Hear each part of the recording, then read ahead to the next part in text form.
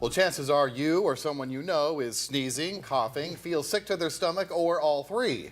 COVID, flu, and RSV cases are all on the rise in the Mid-South tonight. That's right. In fact, the CDC says we have it worse than most of the country.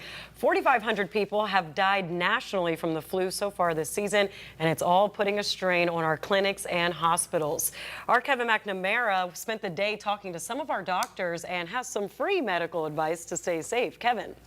Yeah, Pepper, Richard, if any of you out there have noticed a few more of your friends and coworkers down for the count recently, you're not alone.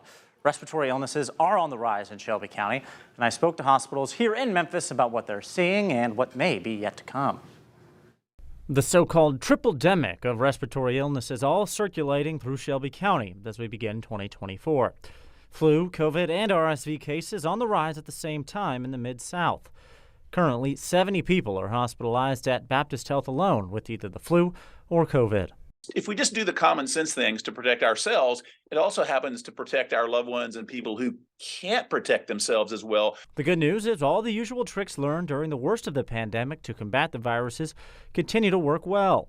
Masking up, socially distancing, and staying up to date on vaccines can save you from getting sick. Our memory of these kind of things as a society is frankly not so good. We already know what to do to fix the problem. Historically, we have not done it with regularity over time, unfortunately. The silver lining of the pandemic is that hospitals are now well equipped to handle surges in patients.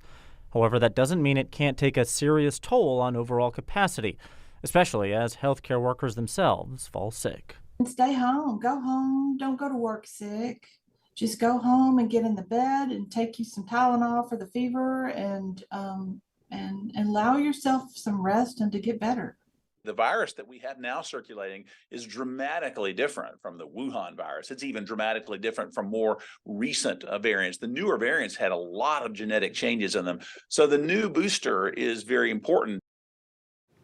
Doctors believe flu season likely will not peak here in the Mid-South until February or March. So until then, we'll have to take precautions for quite a while here in the Bluff City. Protections like a little bit of Lysol, huh? Pepper, Richard, back to you. I thought you got that in your face a little bit. No, I feel great.